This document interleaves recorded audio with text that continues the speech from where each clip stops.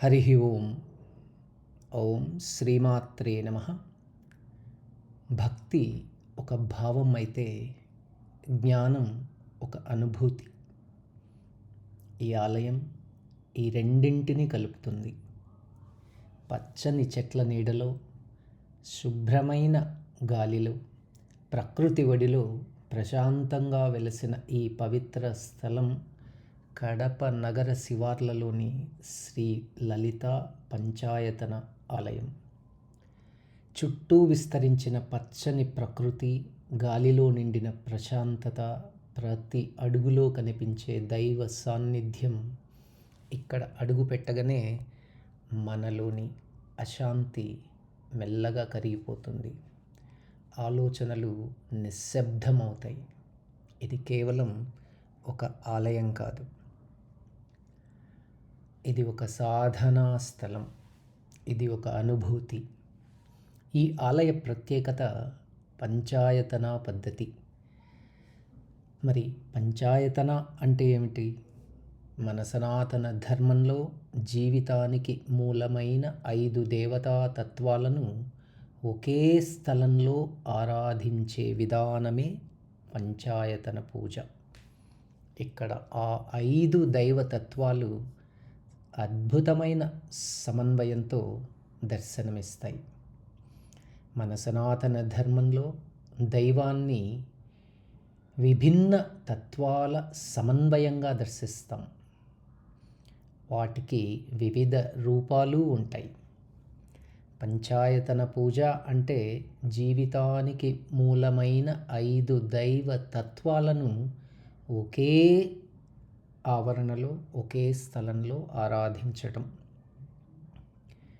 అవి గణపతి, శివుడు, విష్ణువు, సూర్యుడు, దేవి, అమ్మవారు.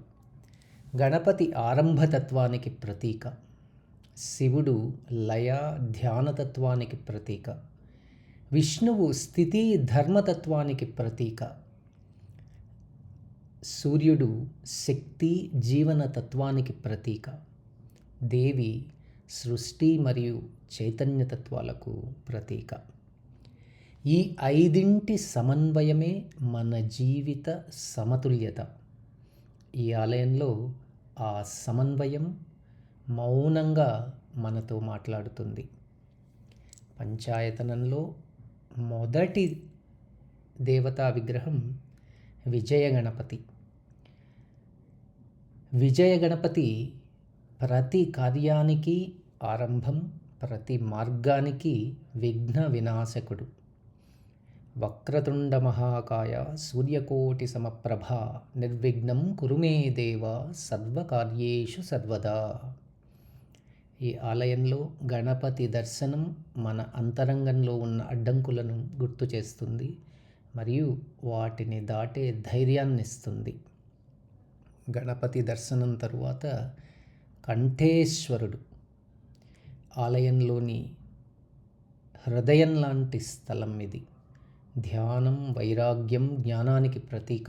ఈ ఆలయంలోని శివ ధ్యాన మందిరం మనసును లోతైన అంతర్ముఖ ప్రయాణానికి ఆహ్వానిస్తుంది. ఇక్కడ కూర్చున్న క్షణం కాలమే ఆగినట్లుగా అనిపిస్తుంది. ఈ ఆలయంలో వెలసిన శివుణ్ణి కంఠేశ్వరుడుగా పిలువబడతాడు. ఇక్కడ శివుడు ఆడంబరంగా కాదు, ధ్యానంలో ఉన్న మౌనంగా దర్శనమిస్తాడు.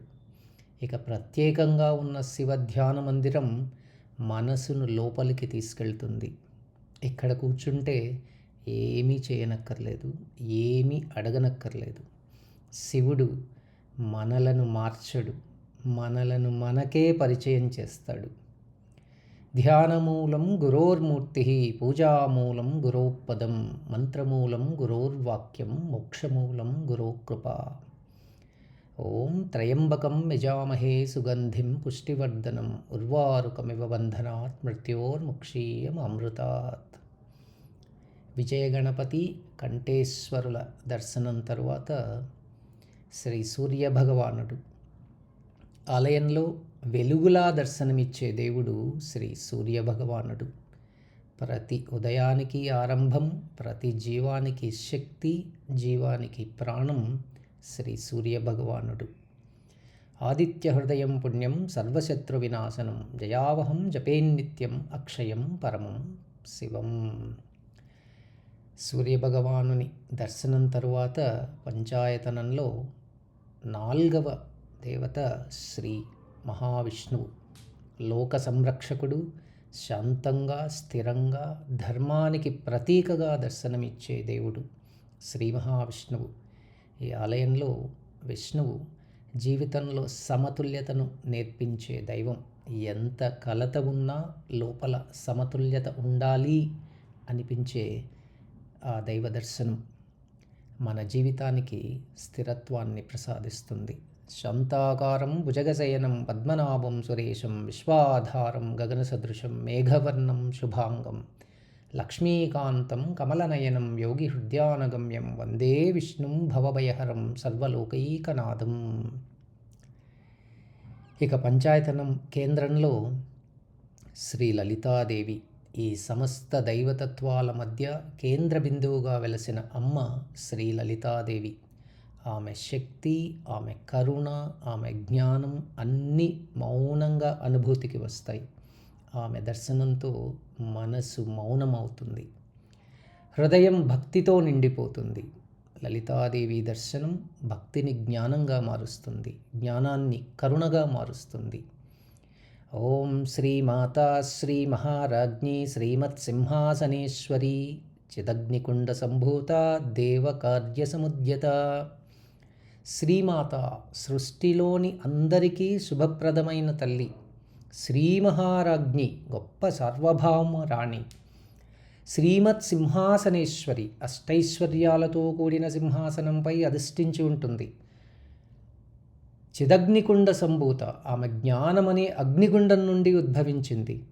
దేవకార్య సముద్యత, దేవతల కార్యాలను అంటే ధర్మ సంస్థాపన నెరవేర్చటానికి ఆమె సర్వసన్నద్ధురాలై ఉంటుంది.